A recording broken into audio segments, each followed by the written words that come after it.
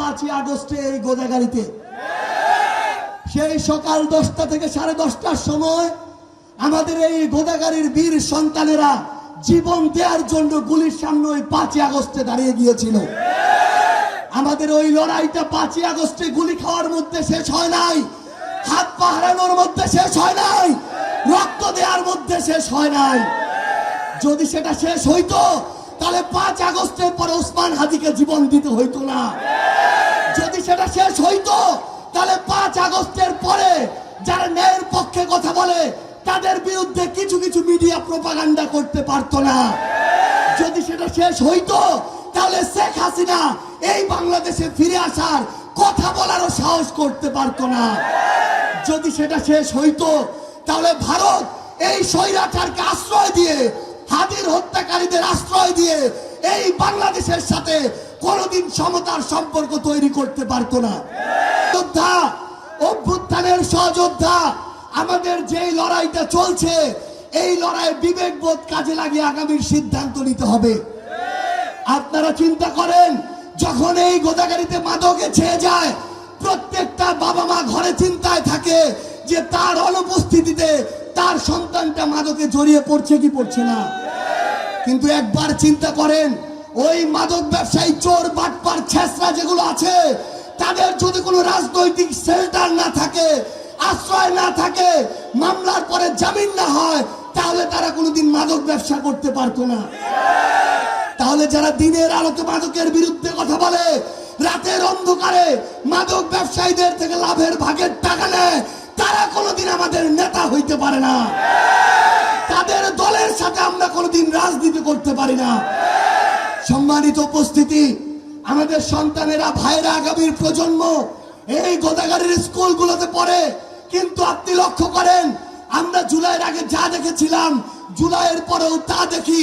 প্রত্যেকটা স্কুলের managing committee থেকে শুরু করে স্কুল কে চালাবে, কে বাজেট আনবে, কে টেন্ডার নিবে, কে ইটের টাকা খাবে, নতুন করে একটা রাজনৈতিক দলের কিছু নেতাকর্মী এই কাজ শুরু করেছে।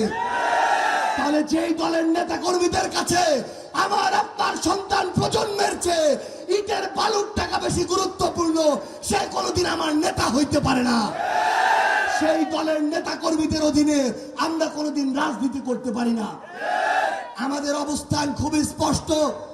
আমরা একটা জিনিস বলতে চাই, বেগম খালেদা জিয়াকে মিথ্যা মামলা দিয়ে বছরের পর বছর জেলে রাখা হয়েছে, কিন্তু তিনি এই দেশ ছেড়ে কোথাও পালিয়ে যান নাই। কিন্তু আমরা আরেকজনকে দেখলাম, 1400 শিশুকে, সন্তানকে, এই প্রজন্মের যোদ্ধাকে খুন করে যেই দেশে পালিয়েছে সেই দেশে গিয়ে তার সর্বশেষ আশ্রয় হয়েছে। যার সর্বশেষ একটা খুনি হিসাবে আশ্রয় ওই দেশে হয়, সে তো ওই দেশেরই লোক। তাহলে আমরা কি আমার দেশকে অন্য কোন দেশের দল দ্বারা পরিচালিত হইতে দিব?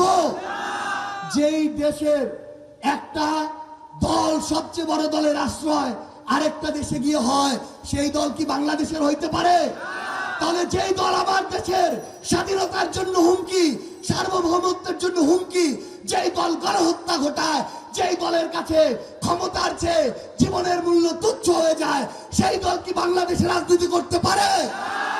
সিদ্ধান্ত আপনাদের নিতে হবে।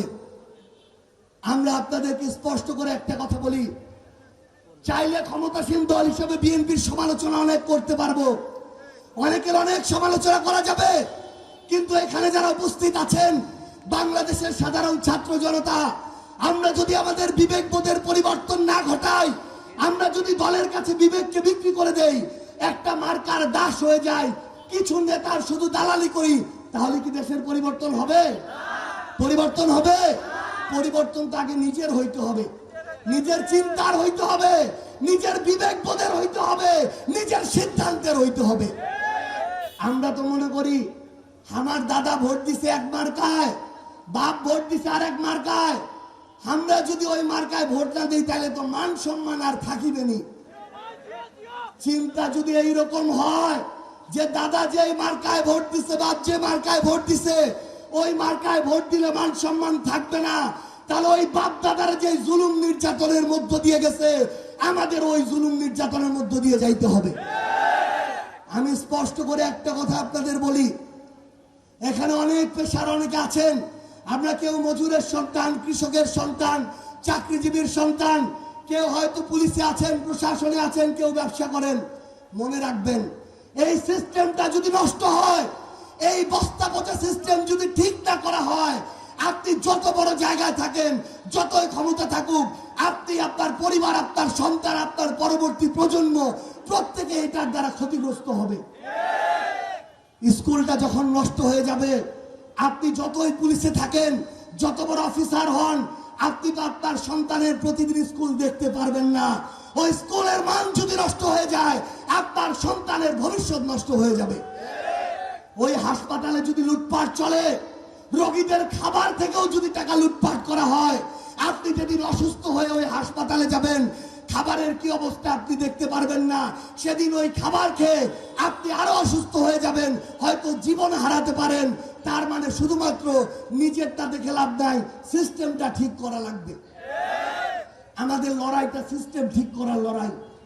এই জন্য আমরা গণভোট দিয়েছি, হ্যাঁ ভোট দিয়েছি। এই জন্য আমরা মনে করি জুলাই সনদ বাস্তবায়ন হওয়া দরকার। আজ বিএনপি আছে, একদিন হয়তো এনসিপি আসবে, একদিন হয়তো জামাত আসবে, কিন্তু সিস্টেম যদি ঠিক না হয়, যে বস্তা পচা চক্রে আমরা ঘুরছি, এই বস্তা পচা চক্রে আমাদের জীবন শেষ হয়ে যাবে। সম্মানিত গোদাগাড়িবাসী, আমি আপনাদেরকে অনুরোধ করি, আমাদের এই দেশটার পরিবর্তন করতে হবে। এই গোদাগাড়িতে আর কতজন ভাই কতবার গুলি খাবে, রক্ত দিবে, বাংলাদেশে কতবার আর 1400 করে শহীদ জীবন দিবে, এগুলো তো আর একটা স্বাধীন দেশে হইতে পারে না।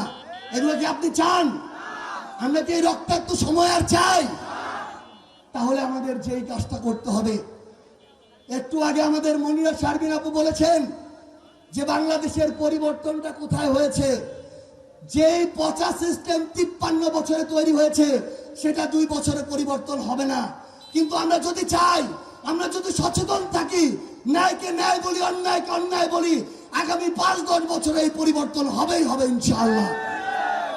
আপনার একটা দল থাকতে পারে, কিন্তু আপনার দলের নেতারা যদি চাঁদাবাজি করে, ধার দখল করে, বালু আর পাথর লুটপাট করে, ধান্দাবাজি করে, জমি দখল করে, তার বিরুদ্ধে আপনার কথা বলতে হবে, তার বিরুদ্ধে আপনার দাঁড়াইতে হবে।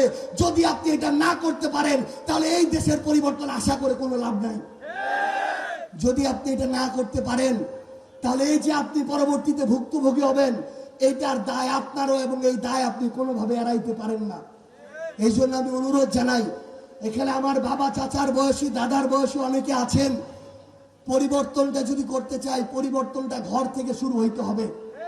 পরিবর্তনটা যদি করতে চাই, পরিবর্তনটা মিডিয়াতে হইতে হবে। আমরা দেখি আমাদের মিডিয়ার ভাইরা তথ্য পাঠায়, কিন্তু ওই হেড অফিসে শুধুমাত্র সরকারের যেগুলো প্রশংসা ওইগুলো যায়, সমালোচনাগুলো যায় না। আমরা দেখি যে এই সরকারে আসে, সেই সরকার মিডিয়ার প্রধান হিসেবে নিজের দলের লোকদেরকে বসায়। এভাবে যদি মিডিয়া দলীয় মিডিয়া হয়ে যায়, প্রশাসন দলীয় প্রশাসন হয়ে যায়, ব্যবসায়ী দলীয় ব্যবসায়ী হয়ে যায়, এই দেশের কোনোদিন পরিবর্তন সম্ভব না।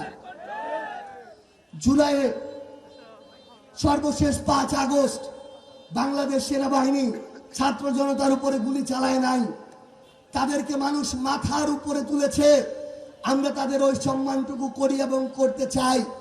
কিন্তু আমাদের অনেক বড় একটি প্রতিষ্ঠান, দেশের আইন শৃঙ্খলার সাথে জড়িত সবচেয়ে গুরুত্বপূর্ণ প্রতিষ্ঠান হচ্ছে বাংলাদেশ পুলিশ। বাংলাদেশ পুলিশ জুলাইয়ে শেখ হাসিনা এই বাহিনীটিকে ব্যবহার করে এই বাহিনীর মর্যাদাটাকে ক্ষুণ্ণ করেছে। এখানে পুলিশের অনেক ভাই আছেন, আমরা আপনাদেরকে আহ্বান জানাই, আপনারা দয়া করে আপনাদের কাজের মধ্য দিয়ে, কথার মধ্য দিয়ে জনগণের কাছে আপনার আস্থা এবং সম্মান ফিরিয়ে আনুন। আমরা পুলিশকে আমাদের বন্ধু হিসেবে চাই, পুলিশকে আমাদের দেশের বাহিনী হিসেবে চাই, জনগণের বাহিনী হিসেবে চাই। যে কোনো সরকারি অফিস, আদালত থেকে বাহিনী যদি কোনো দলের হয়ে যায়, মনে রাখবেন দল আজকে আছে, কাল নেই, কিন্তু জনগণ আছে, জনগণ থাকবে, এবং জনগণই চিরস্থায়ী।